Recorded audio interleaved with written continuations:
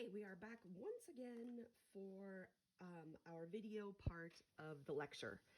So we are, oops, let's get rid of that. Boop. We are looking at using Statcrunch to do some graphs for quantitative data now.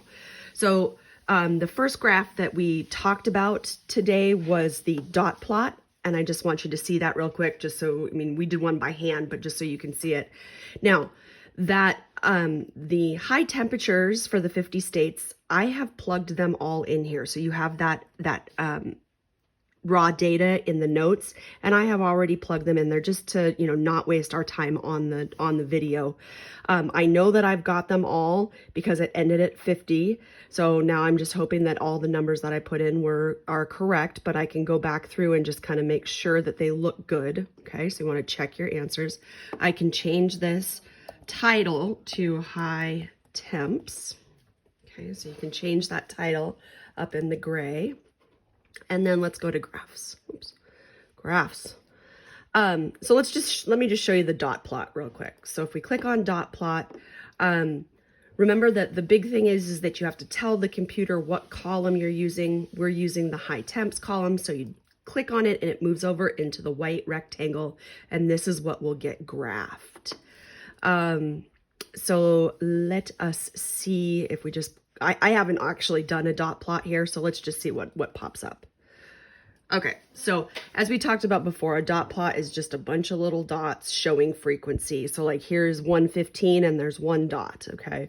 Except I believe in this case, each dot stands for 2 data values. And you can change that by going back to options and edit. And it takes you back to this main screen. Yes, point size. So if we change it to 1, now wait a minute, that might just change the shape of the point. Never mind. It just makes them smaller. Never mind.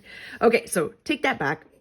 So at 115, there's one dot, which means 115 showed up one time in the data set. Okay, so dot plot, yes, but that's not the one that we're focusing on right now. So the one we want to focus on when we're looking at this high temperature is the histogram. And the histogram is your go-to graph when you're talking about quantitative continuous data.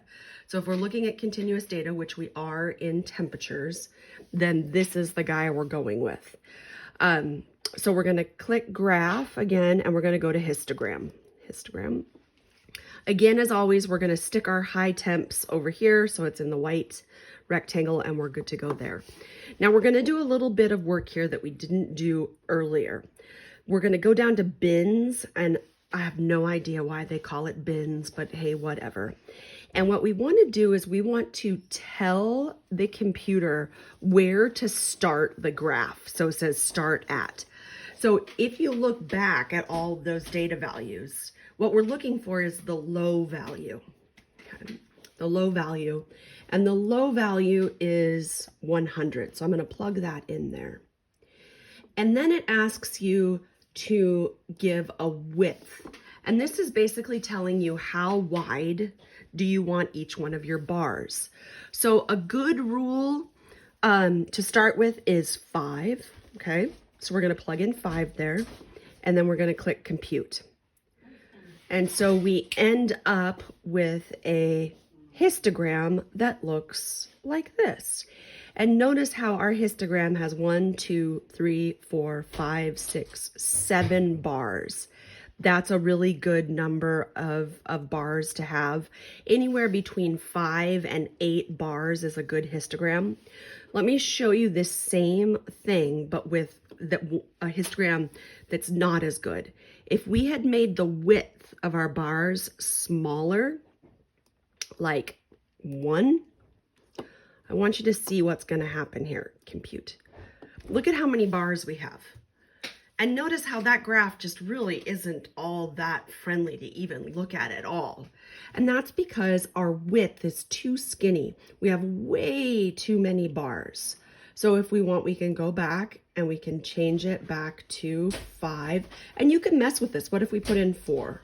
Let's see, if we put in 4, compute, Okay, we have 1, 2, 3, 4, 5, 6, 7, 8, 9. So in this case, we have 9 bars. And that's all right as well. That's an okay graph. Now notice in this case, because we are missing something here, we have an empty space. So what this is saying is that there are no data values in this little range there. And that's perfectly acceptable in a histogram to have an empty space. Gonna go back again and just change it back to 5. And I just want you to see how nice a graph looks when there are 7 bars. Okay, 7 bars is kind of your go-to. Alrighty, so you can fiddle with things as you want. But again, let me show you that was on edit. So when you're in this main screen, it's not the groups, it's the bins. And again, I don't know who decided to name them bins, but that's what you're looking at right there is the bins, where you start off and what you want your width to be. Alrighty. Now, as you go through the rest of this lecture, we'll talk about a couple more graphs. And if you want to see them, you can see them on here. So like another one we're going to talk about is a stem and leaf. And you can go and compute a stem and leaf.